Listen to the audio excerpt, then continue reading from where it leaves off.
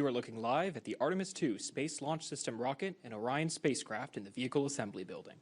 Today, we are joined by agency leadership to discuss the Artemis II mission and the next steps for the entire Artemis campaign. Good morning and welcome to NASA's Kennedy Space Center. I'm George Alderman, NASA's Deputy Press Secretary, and I'll be moderating today's news conference. I'm joined by NASA Administrator Jared Isaacman, Associate Administrator Amit Kshatriya, and Moon to Mars Program Manager Lori Glaze. Today, we'll be taking questions both in person and through our phone bridge. So media interested in asking a question, please press star 1 to enter the queue. And now we'll begin with opening remarks from Administrator Isaacman. Thank you very much, George. Good morning, everyone. Appreciate everyone coming out. We're seeing each other a lot lately. Lots of updates.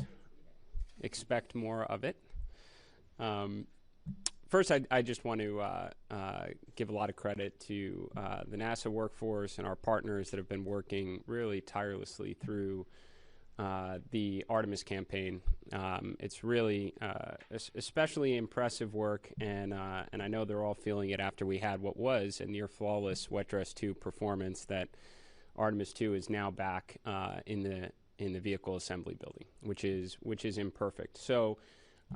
We want to give you two sets of updates. Lori is going to speak with you about what we're learning about Artemis II now that it is back in the VAB and what our path is back out to the pad and to launch this historic mission. But before that, I'd like to talk a little bit about the overall Artemis program, how we're going to achieve the President's objective to return American astronauts to the moon, to build an enduring presence, and ideally not wind up in some of the situations that we've seen recently. So let's talk about the situation. Artemis I launched more than 3 years ago. We had helium leaks with Artemis I. We had hydrogen leaks with Artemis I. We had helium flow issues with Artemis I. Artemis II went out to the pad. Wet Dress 1, we had hydrogen leaks. And then after a second Wet Dress 2, where we made a lot of great progress, we wound up with helium flow issues. A lot of similarities between the two. And why is that essentially the case? Look, 3+ year launch cadence. I mean, Artemis III right now, as it's currently designed, won't fly for approximately another 3 years. So launching a rocket as important and as complex as SLS every 3 years is not a path to success. A component of that is when you are launching every 3 years, your skills atrophy. You lose muscle memory. We've got a lot of really talented folks that have been working hard on the Artemis II campaign, and you know, whether they're going to want to stick around for 3 more years after this mission is complete is a question mark. This is just not the right pathway forward. And I'd say also, when you are experiencing some of the same issues between launches, you're probably got to take a close look at your process for remediation. Are you truly getting the technical root cause, or are you getting close to it? So we've got issues with low flight rate. And I would say a great way to exacerbate that problem further is to start making changes to vehicle configuration. SLS is a very impressive vehicle. We don't want to turn every one of them into a work of art. And then I would also say that having very big objectives, a wide objective gap between missions is also not a pathway to success. So we didn't go right to Apollo 11. Right, we had a whole Mercury program, Gemini, Apollo, lots of Apollo missions before we ultimately landed. Right now, our program is essentially set up with an Apollo 8 and then going right to the moon. And that is again, not a pathway to success. So what is the right way forward here? So first, today we're announcing a standardization of the SLS fleet to what we'll call essentially a near Block 1 configuration. So the idea is we want to reduce complexity to the greatest extent possible. We want to accelerate manufacturing, pull in the hardware, and increase launch rate, which obviously has a direct safety consideration to it as well. You get into a good rhythm, launching great frequency, you get that muscle memory. In order to do that, we need to rebuild and strengthen the workforce here at NASA. Now, this is directly in line with a workforce directive that I released several weeks ago. We have to rebuild core competencies. The ability to turn around our launch pads and launch with frequency greater than every 3 years is imperative. Now, some people ask me questions on that already as we've talked about this, and it's like, how are we going to do that? How are we going to go from 3 years to something significantly less, to what I think should actually be inside of 1 year? And I'll point you to our history We have a nice infographic that's coming out from Mercury, Gemini, Apollo through the shuttle program. I don't think it would surprise many of the folks in the room that our average launch cadence was closer to 3 months throughout all those programs, not 3 years. In fact, if you want a history tidbit, you look at the time when Apollo 7 splashed down to when Apollo 8 launched, you're approximately 2 months apart. We need to start getting back to basics and moving in this direction. So rebuilding the civil servant workforce and restoring core capabilities. Again, that will directly contribute to NASA's launch cadence, where we're going to endeavor to get our launches inside of a year, specifically down to potentially 10 months. And then we are going to add missions. In fact, we're essentially going to pull in Artemis III to launch in 2027 with a revised mission profile. So instead of going directly to a lunar landing, we will endeavor to rendezvous in low Earth orbit with one or both of our lunar landers, test out integrated operations between Orion and the landers, ECLSS systems, even to the extent possible, if we can get up development components of our XEVA suits to test out vehicle interfaces, even just getting an astronaut in a suit in microgravity, we can learn a lot with the idea that we should be learning. And take this information back to inform hardware development, whether it's in the landers or in the suits before Artemis IV, where we will attempt to land on the moon.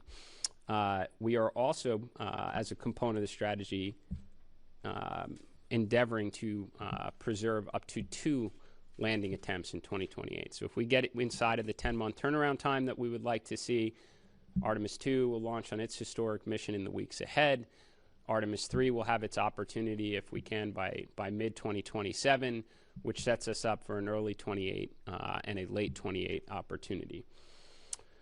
So that is the approach that we are taking at a very high level. I will tell you, we're not surprising our industry or our stakeholders at this press conference right now. We've been having these discussions for a long time. In fact, I give a lot of credit to NASA and its team.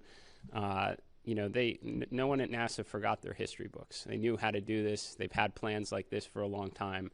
Now we're putting it in action. We had a chance to have these discussions across all of our industry partners, all of the prime contractors on the SLS vehicle, both of our HLS landing providers. Everybody agrees this is the only way forward. And I'll say had similar conversations with all our stakeholders in Congress, and they're fully behind NASA in this approach.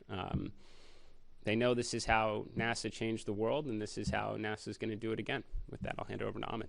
Thank you, sir. Let's see, the path forward that the administrator laid out, I think, is pretty clear. It reduces risk. It strengthens our ability to execute these missions and the campaign ahead of us. It reflects the adjustments that we need to keep our schedule credible and our teams focused on what matters most, which is safe and achievable missions. And also, I think it's important that we talk a little bit about the Artemis II crew. This is for them also. When they get on top of that rocket, they need to know that they're doing it as part of a step, as part of a plan that's going to work. That they have said many times they're doing this mission so that their teammates can walk on the moon. They need to know that they're going to get on top of that rocket so that we're going to give them a plan for the rest of the team that's going to be assigned, that's going to go do this work to actually get to the moon. So our update today reinforces that commitment to them. And when we ask them to take that risk, when we take that risk together, that they're doing it for a reason. So we're going to build that program grounded in safety, incremental learnings, technical excellence, and long-term sustainability. So I think it's, our commitment to flight readiness, this is not about slowing down momentum. This is about increasing it, about making sure that we are focused on the right things in terms of how we execute the program. We need to get back to doing the workforce initiative that the administrator has directed us to implement is the absolute key ingredient to this. We need to get our teams working side by side with our partners outside and get this work done. So it's challenging, it's ambitious, but with this course correction, we are on a more stable foundation, a more realistic path to the milestones we have ahead. And we're so grateful to the teams across the NASA centers, across all of industry that's helping us. We have the entire force of American industry now helping us with the Artemis campaign. We are grateful to them for their support. They have been relentless in driving progress, and we need them to be even more relentless to achieve these missions, and this plan that we're laying out today makes that possible. So with that, I'll hand it over to Dr. Glaze to talk about Artemis II. Thank you, Ahmed.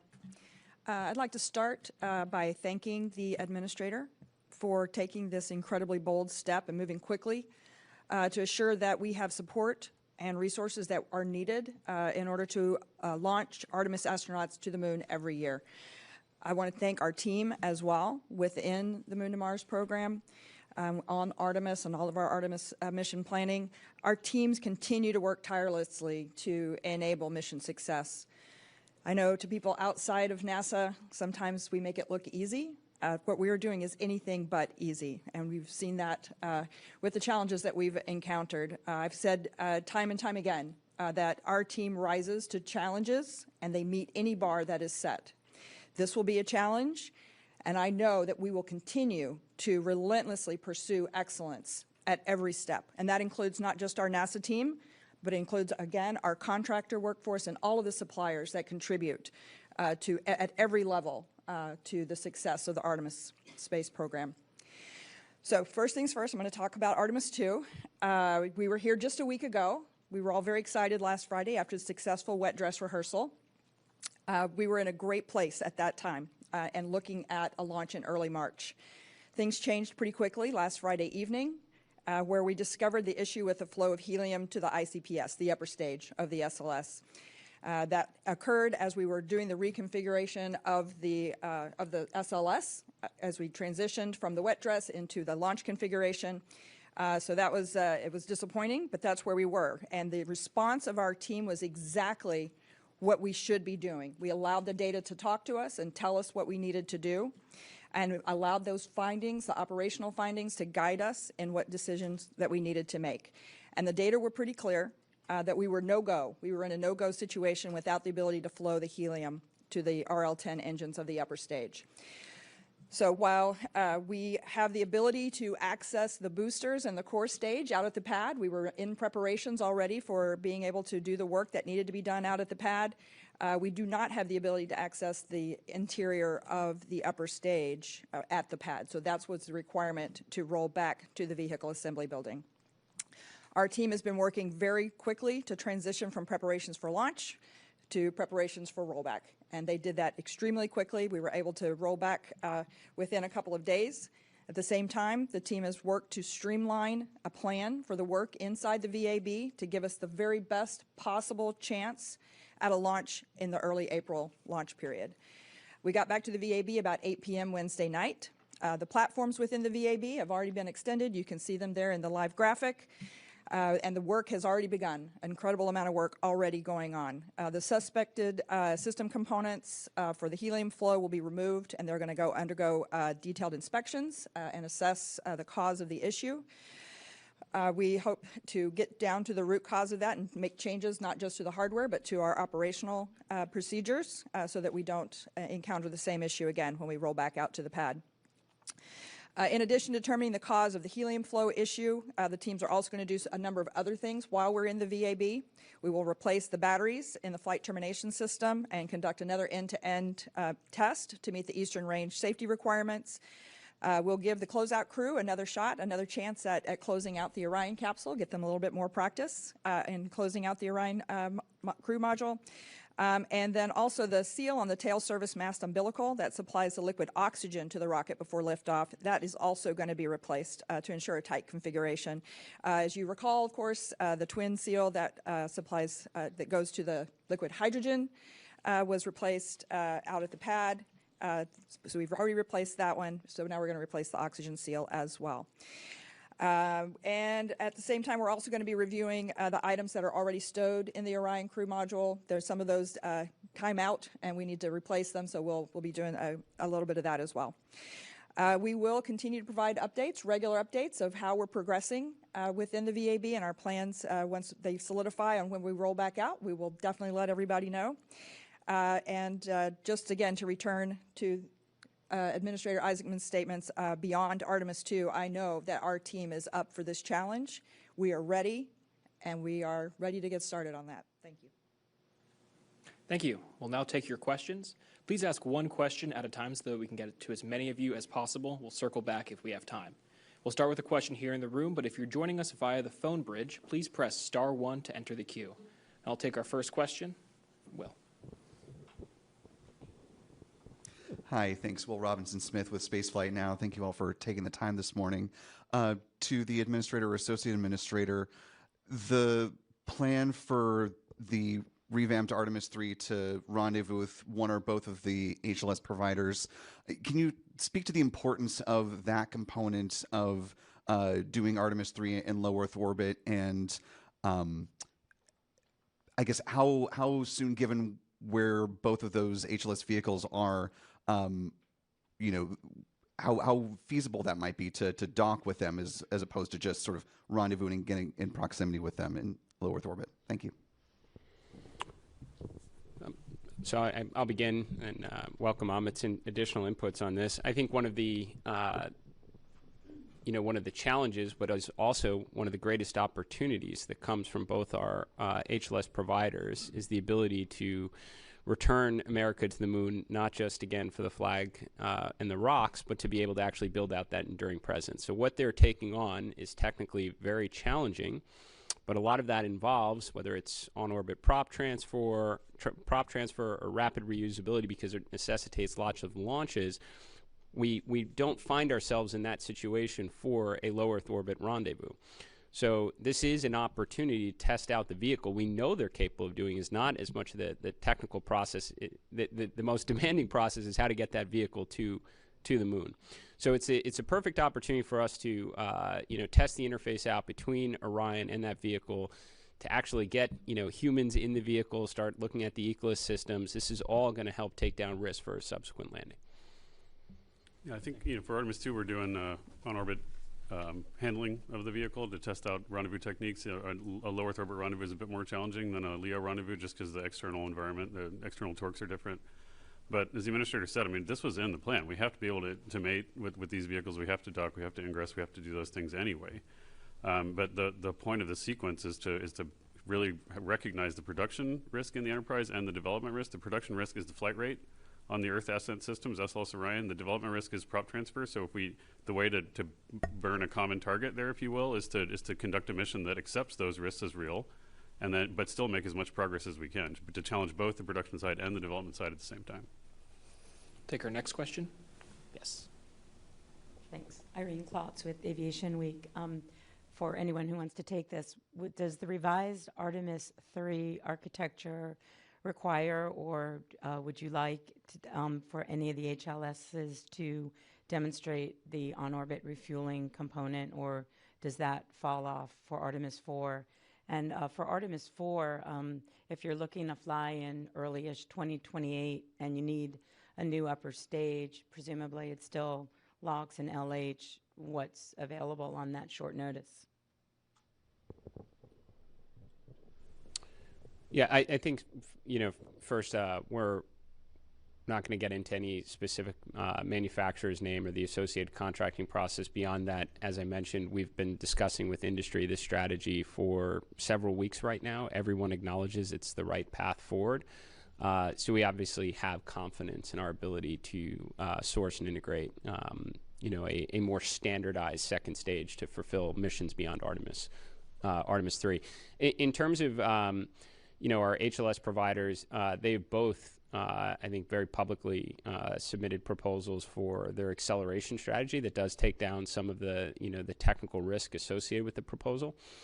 And we've said publicly that we support both in this regard. I don't think that what you're referring to, like on-orbit prop transfer, is necessarily going to be required for the demonstration that we are imagining for Artemis III.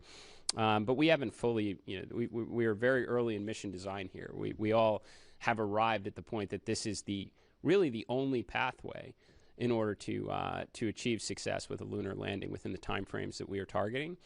But I think part of the reason to do this in low Earth orbit is it does not necessarily require what both HLS providers will eventually necessitate, which is either lots of launches or on-orbit prop transfer to get their vehicles to the moon. Take our next question. Over here. Thank you. Ken Kramer, Space Up Close. I think this is fantastic, what you've proposed here. It's exactly what's needed. So can you talk about these landers a little bit? They're going to, I guess, have to be vastly simplified from what was proposed with those prop transfers in order to accomplish this so quickly. I know they're working on updates. Can you let us know at all? And where does the gateway fit in all this? Thanks.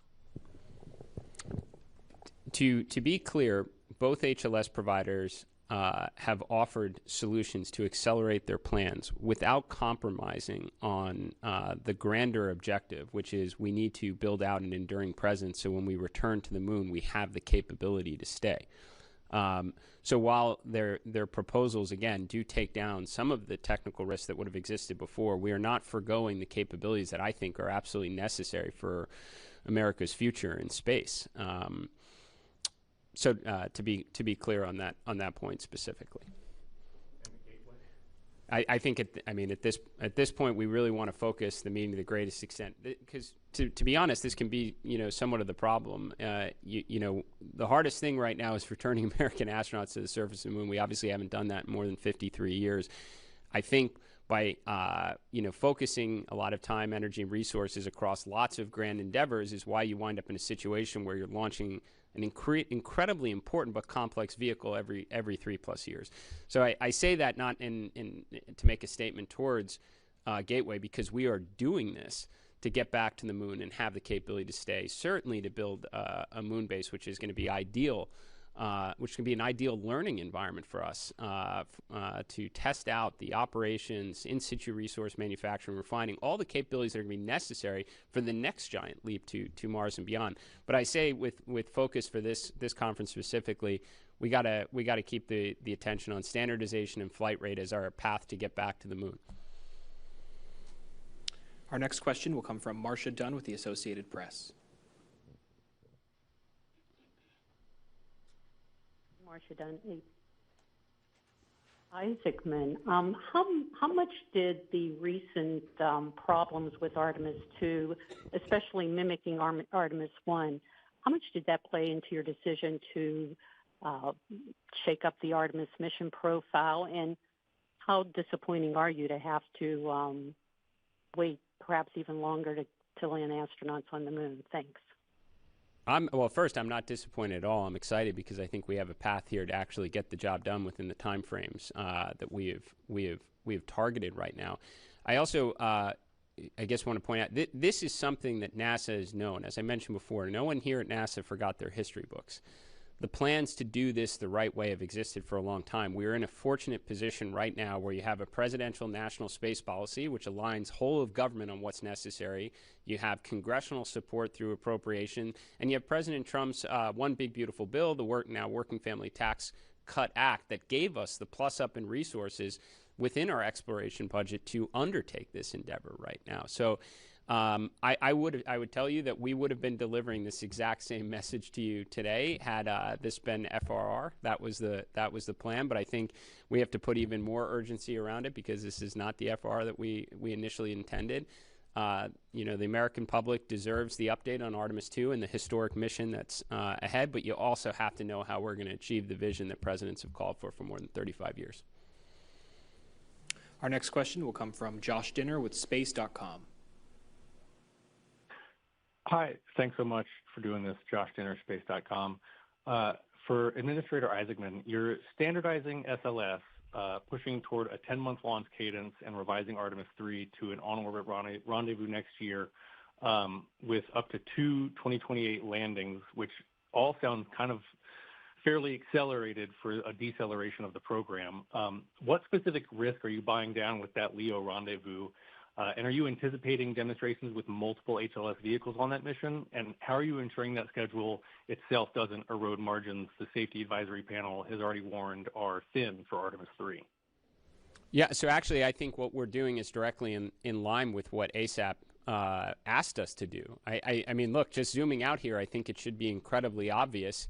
You don't go from one uncrewed launch of Orion and SLS, wait 3 years, go around the moon, wait 3 years, and land on it. That's what our ASAP committee took issue with. That's what we've acknowledged inside the leadership of NASA. NASA's been working on these plans knowing this is not the right approach. There has to be a better way in line with our history on it. Again, we did not just jump right to Apollo 11. We did it through Mercury, Gemini, and lots of Apollo missions with a launch cadence every 3 months. we shouldn't be comfortable with the current cadence. We should be getting back to basics and doing what we know works. So how are we going to buy down risk on it? I would certainly much rather have the astronauts testing out the ECLSS systems, the integrated systems of the lander and Orion in low Earth orbit than on the moon. Like them to get in the suits for the first time, even inside the vehicles. Doesn't necessarily have to be an EVA before they actually walk on the moon in them. So everything about this mission, and even though it's beyond conceptual, we've obviously coordinated with our partners on this, but the full mission design and objectives will be revealed shortly. I'll just say it's certainly in the direction of buying down risk before we put our astronauts on the surface. And our next question will come from Richard Chabot with the Orlando Sentinel. Hi, thanks. Calling for the car, so hope you can hear me well. About the increase in workforce, the civilian workforce, what does that mean for like personnel at Exploration Ground Systems, or specifically Kennedy Space Center, or the agency overall? And is there a concern about the flow of hardware from Orion or SLS? Potentially, are you going to have an Orion capsule for potential Artemis V in 2028 at this pace? Thank you. Yeah, so I'll kind of work backwards from there. As I mentioned before, we're not here today to surprise industry and our stakeholders. We've been having these conversations for weeks now. I've spoken to the leadership at every one of the prime contractors that contribute into the SLS program. Everyone's behind us, and they've all said the exact same thing. This is the only way to get the job done. So there's a lot of work we have to do here at NASA to prepare. Part of that goes to the second component of your question, which is we got to rebuild our core competencies. Now, does this mean the overall workforce count increases at KSC? I don't know the answer to that specifically. I would say that there's a lot of contractors which do fantastic work that should be civil servants. That's kind of the heart of the workforce directive right now. 75% of our workforce right now is contractors. I think a lot of them should be civil servants. I think we should have those capabilities in-house. We should have the ability to make changes and adjustments as we see fit, because we are NASA. We did all this the first time. We know an awful lot. And this is going to be our kind of pathway back to the moon. So lots of collaboration with industry. They understand what the ask is. They know we're going to need to pull in hardware. That's why we're standardizing the configuration. You're not going to be able to do that if every rocket is a work of art. You're going to inevitably learn the same lessons and over again. So standardize, increase production, pull everything in, which allows you then to increase your launch rate. And yes, we need to rebuild a lot of our workforce here too. Bring them in as civil servants and get back that muscle memory to turn the pad in less than a year, because we've done it before and we can do it again. And our next question will come from Eben Brown with Fox News. Hi, good morning. Thanks for doing this. I think this question is probably best for the administrator. When President Trump first announced the Artemis project back in 2017, he wanted to see a lunar landing by 2024. That was obviously not missed. This, despite perhaps being an integration of better practices, does once again push that goal a little further into the future. The president hasn't said much about this really at all, I don't think. But, what's the overall attitude coming out of the administration here? I mean, are they happy with this, not happy with this, or how does the agency itself react to that pressure that may or may not be there coming from the administration to keep this on track as much as possible and make sure that there aren't unnecessary slips in timelines? So to be clear, President Trump loves space. President Trump created the Artemis program. We obviously resumed operational flight for our astronauts to and from space during the president's first term. He created the Space Force. He signed a national space policy on my first day on the job in the Oval Office that not only recommitted American astronauts to the moon, but to build out a lunar base, and not only that, to start making investments in the next giant leap capabilities like nuclear power and propulsion, so we can, eventually have American astronauts put the stars and stripes on Mars. I've spoken with him numerous times leading up to my second, nomination for this position about our strategy, the importance of the lunar base. He checks in with great frequency. The Artemis II astronauts were at the State of the Union. I was as well. This is a priority for the administration. I think that, there are certainly questions of why we didn't make some of these decisions like we are today in terms of standardization and increasing flight rate in the years past. I think President Trump wants to correct that now, and he's given us all the ingredients to do it. A national space policy, congressional funding, and the plus up from the One Big Beautiful Bill is what enables us to undertake this course right now of standardization and acceleration for an achievable path to get American astronauts back on the moon before the end of his term. I know he's fully supportive. We'll take the next question now. In the back in the beige, please.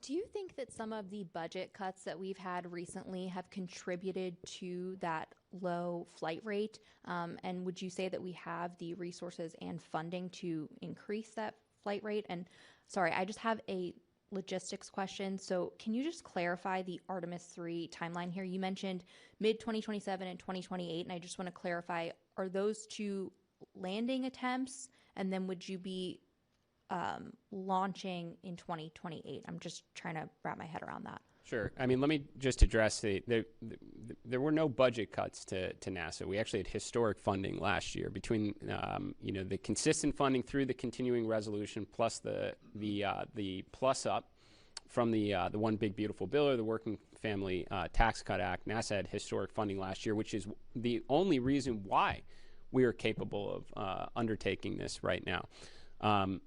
So I just pause on that point. In terms of, again, to be very clear, because I know we're moving around here a little bit, Artemis II is going to launch in the weeks ahead, 10-day mission, historic mission to go around the moon. It's going to allow us to test out the Orion spacecraft.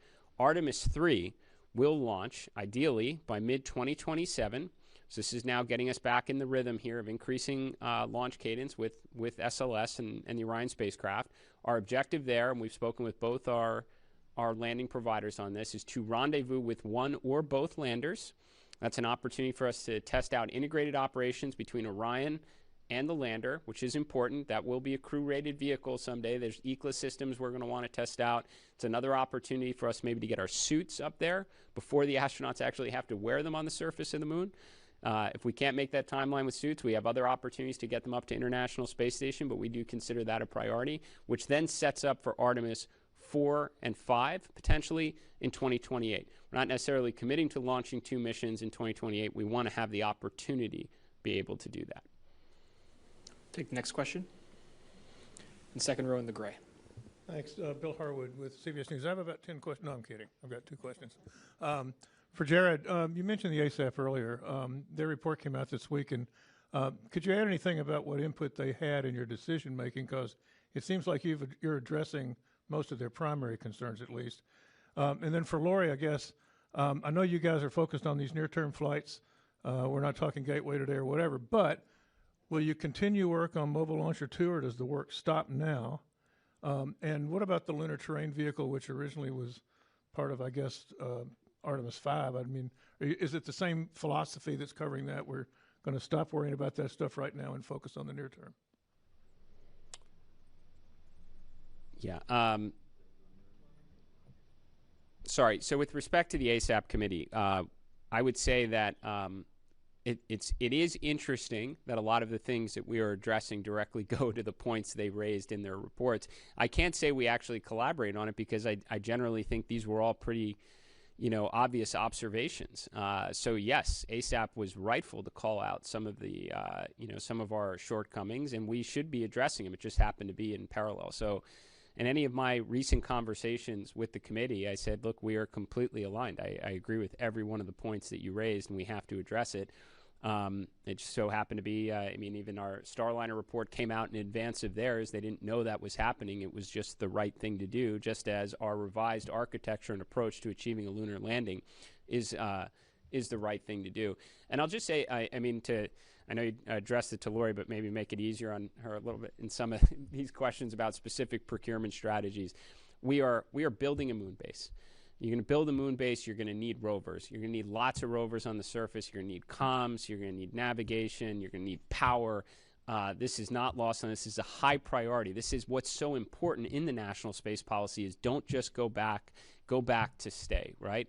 I would just say let's keep this conversation to a great extent focused on the hardest part, what we haven't been able to do in the last 53 years, which is getting a good launch cadence and sending American astronauts to and from the moon. But I can assure you all those things you asked about, are going to be a component to the how we stay conversation. Our next question will come from Philip Sloss. Thanks. The question is, does this mean that NASA is canceling the exploration upper stage? And if you're going to fly Artemis III in 2027, when is a crew going to be named for that mission? Thanks. I feel like I'm taking all the airtime here. Yeah, we're not going to talk about contractual issues. I mean, I think you understand the intent of what we're discussing, which is making sure we head towards reliability and standardization of it. We're going to work with our partners and make sure we handle that in the right way. The second part was Crew. the crew. Yeah, again, same way. We're not here to do mission design, right? We're not here to talk about that. I think what's important is what we said at the end, right? The whole plan is we need to chunk it into achievable objectives. The whole plan we've attempted. It's been augmented by the vision in the space policy that was released. That whole plan needs to be discretized and chunked into the right way, so we're taking incremental risk in the right ways as we continue to fly. As we increase production, that increases reliability, it increases safety, and we're going to do all that together while we increase our training rates and everything else. So that's all part of the integrated plan. We're not going to do a whiteboard session on mission design here, but I can assure you that we've thought through the top level objectives, how they devolve into lower level objectives, and how we're going to put them into these missions. Our next question will come from Leonard David with Inside Outer Space. Yeah, hi. Thanks for pulling this all together, and it's very exciting. I think for the administrator, when you had your back-to-back confirmation hearings, there was a lot of pressure of trying to beat China to get back to the moon. To what extent does that play a role here? Are we accelerating our plans? What's your thinking about China today? Because they probably are going to go maybe in the same kind of time frame. Well, as I said during my hearing, I think competition is good. I think it's a great way to, motivate our workforce and our partners, again, to achieve the near impossible. This competition worked very well for us in the 1960s. Turned out, in hindsight, we had near endless schedule margin there. No humans have been back since Apollo 17. That is certainly not the case today. I'd say this is a very, very close from a timeline perspective. All that said, again, I think competition is good. We're here talking to you about what is a common sense approach to achieve the objective, whether we had a great rival in the running or not. If we're committed to going back to the moon, we have the resources to do it. We have a presidential mandate to get the job done. What is an achievable strategy, regardless of the competition? And I can tell you, launching every 3+ years is not the right approach. You asked about the crew for Artemis III. Ahmed is totally correct. We got Artemis II ahead of ourselves right now. We still have to get through mission design. You assign a crew that gives you the best chance of success. But I'll tell you, you've all had an opportunity to really get to know our Artemis II astronauts over the last couple of years. It's actually not the desired approach. We'd like to announce a mission, tell you the objectives, here are the crew, and then fly it inside of a year, and then you start getting to know the next crew. It's kind of how it worked in the 1960s. We're going to try and get back to that now. And our next question will come from Eric Berger with Ars Technica. Hi, thanks very much for doing this. Someone earlier mentioned the speech or the original first Trump administration, and back in 2018, Vice President Mike Pence talked about going to the moon in 2024. At the time, he said something that really struck with me. It said, if our current contractors can't do this, we'll find new contractors. And I think this is kind of the most sweeping vision change since then. And obviously, the contractors, both traditional and commercial space, have had challenges since then. So I'm just wondering kind of what NASA can do to ensure its commercial partners can successfully deliver on these really aggressive timelines. Thanks.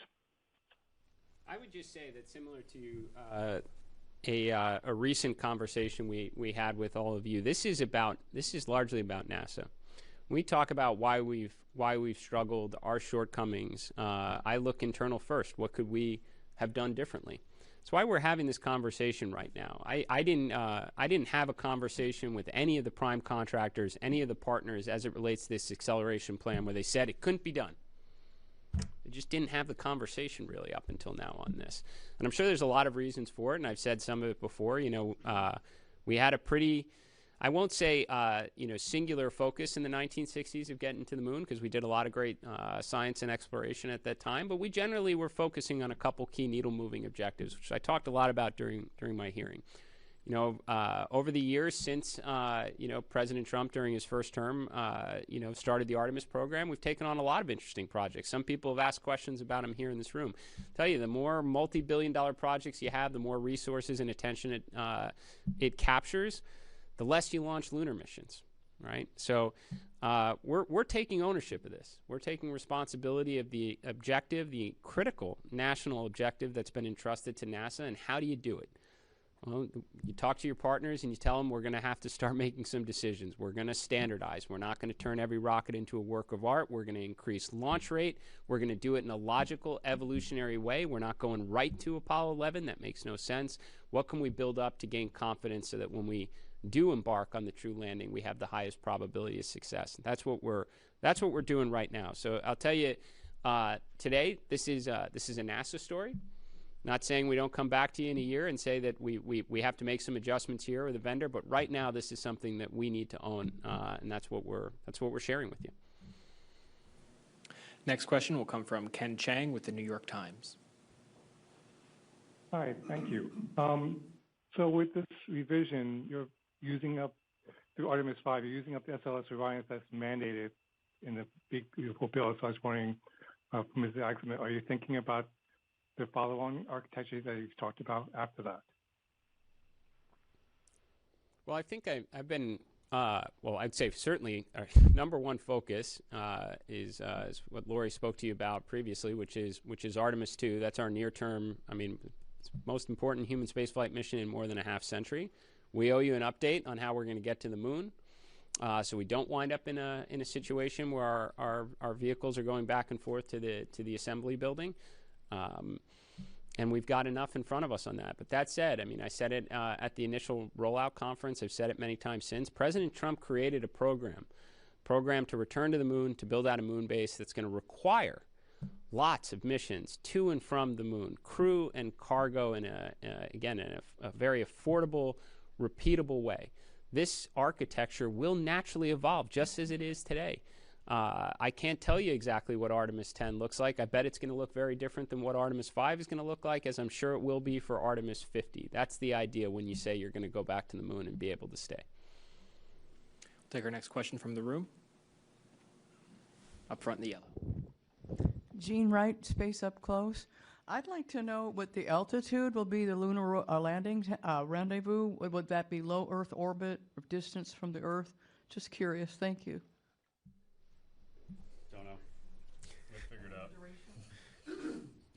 Ideally, we want to put as much, every time we take the ascent risk with a crew, right, we want to make sure we get as much done, right? And so we'll get into an orbit that's achievable for as many docking and mating operations as possible, as much, environmental similarity to what we would experience, during the landing mission. So we're gonna take all those objectives and pour it into the design, but I can't tell you the orbit yet. Our next question will come from Kristen Fisher with The Endless Void. Hi there. So I think my question's for the administrator. We've talked a lot about the Artemis II crew, but how about the rest of NASA's astronauts? They've now got this kind of exciting bonus mission that they could be assigned to. How did you all inform them about these changes, and how soon after Artemis II returns do you all anticipate naming the Artemis III crew? Thanks. So I've shared this. This program change, this direction change for achieving the lunar landing with the Artemis II crew. I've also had a chance to speak with leadership from the astronaut office I don't think anyone was surprised. Like I said, there's no one who comes to work at NASA that forgot their history book. They know how we got there before. I'd also say generally astronauts prefer to be in space as often as possible, so this is probably welcome news. Yeah, I think everybody is pretty supportive in this direction. In terms of the Artemis III astronauts, like I said, we're not going to get ahead of ourselves on this. Artemis II is coming up first. We're going to use this time to kind of go through mission design with our HLS providers. What do we think is achievable? What are the most pressing objectives? I think obviously high level, we know what will help buy down risk for the landing. And then you assign a crew that gives you the best chance of success based on those objectives. I hope you get to know them well, cheer them on, support them, and then meet the next crew shortly thereafter. Our next question will come from Joey Roulette with Reuters News. Hey, thanks. Question for Amit and Jared, whoever wants to answer. Just real quick, is the exploration upper stage canceled? And if so, do you expect to compete or sole source its replacement? And then kind of more broadly, this new test mission and a new SLS upper stage and doing on-orbit refueling and all that seems like a lot of work to do in the next 2 years before a moon landing. And so I think that begs a lot of questions, but mainly what is the acceleration plans from SpaceX and Blue Origin, and when will that be baked into this architecture? Thanks. Okay, so I'll go back to, we're not talking about contractual issues. We're not going to talk about that. We have the full support of our industry partners to make sure we standardize the configuration and do the right thing. So we'll just leave it at that. How we're going to do this, in terms of the hardware we have available, I think it's also important to recognize, we didn't just decide to do this today without making sure we assess the inventory of the hardware that we have available and the program. We've been talking about this, as the boss said, in the program for a while, just to make sure, because we understand the risk profile. We have a unique confluence of support and vision and leadership that enables us to do it now, which is why we're doing it now. But to be clear, we rolled out a V3 Starship just yesterday. CSM3 is in the factory already. It's about to be mated together. The heat shield's ready to go. We're going to mate both of them together. CSM4 is also being populated with hardware. ESM4 has been delivered from Bremen. The core stage, the top 4 fits of the core stage number 3 is at Michoud, ready to be shipped here in a couple months. With the engine section 4 Artemis 3 is already here. The barrels for the Artemis 4 core stage are being rolled. We have all the tools available there. ML2 is 90% complete. It can be configured however we need to. All of that hardware is flowing towards the Cape. We just need to get on with it. We have to get our workforce side by side with the teams out in the field, put this out there and start working on the hardware, start focusing on the right things, and do it. We can do it. We need the energy, we need the vision, and we need the plan to make sure we go do it, and that's what we're going to go work on. Next question will come from Jeff Faust with Space News. Good morning. Question for the administrator. Over the next few years, do you think these changes will result in sort of a net cost savings by standardizing SLS and not developing the Block 1B version, or additional costs by accelerating the pace of missions? And then maybe just a quick question for Lori on Artemis II. When do you need to roll back out to the pad to be able to support a launch in that early April launch window? Thank you. Yeah, so I'm not going to get into the P&L here. As you mentioned, there's obviously some puts and takes. If you standardize the vehicle, not every one of them again is a work of art. You're going to save costs. This is what all of our manufacturers have been asking for. It's why everyone got around this program so quickly. No one likes to do lots of one-offs. Same is applicable for how we want to approach our lunar landing. Like let's define some criteria and template this out. I'm sorry, this was respect to the moon base. And then you can forecast lots of demand to industry so they can get good at what you need them to do. So everyone, I'd say, is pretty aligned on that. Now, at the same time, we're also asking people to work faster. We're talking about hiring and bringing in workforce. So there are areas where we expect savings as a result of this approach. There are areas we expect to spend more. We do believe that we have the resources available to achieve this. I guess leave it at that. Yeah, and as far as the rollout question, we are working diligently to make the changes that I mentioned at the beginning, the work that needs to be done within the VAB. We will need, at least, a week and a half or so-ish out at the pad to prepare for launch. I'll certainly provide an estimated rollout date when we have that available. Next question will come from Micah Maidenberg with the Wall Street Journal. Hey, good morning. Maybe for the administrator, could you explain a little bit how the new Artemis plan was put together, was this something that was on the shelf when you started, or brought in with you, or came up after starting? Is there a person who's like kind of the brainchild for this plan? Thanks. Yeah, I'd say that this was, we gravitated towards this very quickly. And, when, look, obviously, again, it's a huge team effort, but when Amit and I started discussing this subject, he said, we have a plan. So, again, there's a lot of people here at NASA didn't lose their history books, understand the right way to go about achieving, an incredibly challenging objective like this. Now, if there is, as Amit has also pointed out, we are in a situation now where between a national space policy that aligns whole of government, congressional appropriations, and the plus-ups from the One Big Beautiful Bill, we can act on a plan that gives us the highest probability of success. We'll take our next question up here in the front row. Hi, Cameron Schwartz with the Launchpad Network. Thank you for your time and all the updates today. I don't want to get ahead of myself, but I did want to ask about the increased cadence and what sort of mission profiles that unlocks for you guys. And do you expect SLS to kind of be a big part of building the moon base?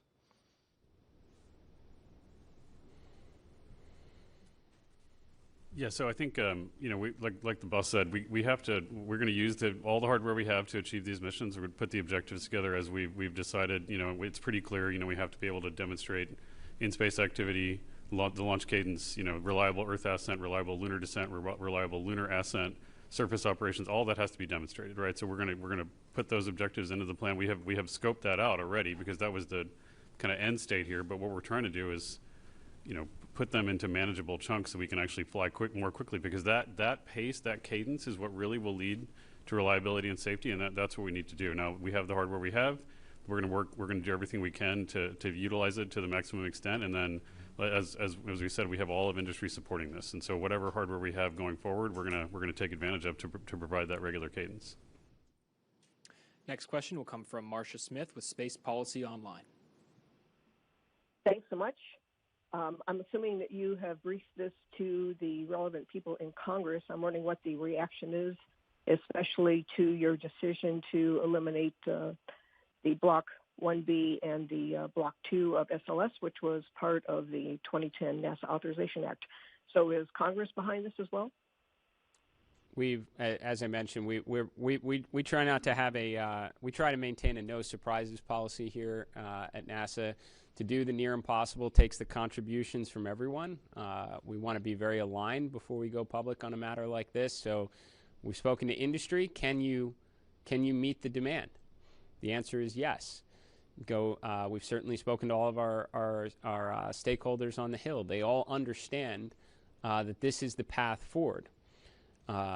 And I would say I don't think I heard a single objection on these subjects. Like, everyone understands what's at stake here. I mentioned before, we don't have a lot of schedule margin here. The implications of coming up short go well beyond space. I mean, this does, this is, America in the 1960s, you get to the moon, you do what no one thought was possible. It sends a message. I wonder what else they're capable of doing. You come up short, it sends the opposite message of where else could something be broken. I think everyone understands that. The fact that industry got behind this, I think, makes it very easy for our very supportive partners in Congress to get behind it. And honestly, they helped enable us in this regard through the Working Family Tax Cut Act, through the One Big Beautiful Bill. That is giving us the resources to be able to undertake this. And I will just say again, all the national security implications of actually meeting an objective as important as getting to the moon and building a base aside, and the competition associated with it. There is simply a right and wrong way to go about doing this. Launching every 3 years and changing massive changes in the configuration of the vehicle is not a recipe for success. And again, I think all our stakeholders and all our partners understand that. Next question. In the back in the green. Good morning, Melanie Holt, WFTV. And really, I'm looking for a clarification. You've made a lot of major announcements in terms of these Artemis updates. Artemis III specifically, is the goal still a lunar landing, or has that mission profile somehow changed? Artemis III will be a rendezvous with one or both landers in low Earth orbit in 2027. So we're basically pulling in Artemis III and recognizing just the reality that going right from a free return around the moon to landing on it is too big of a gap. And we cannot accept the flight rate of a vehicle this important and complicated every 3 years. So we're going to launch in a year from now, in 2027.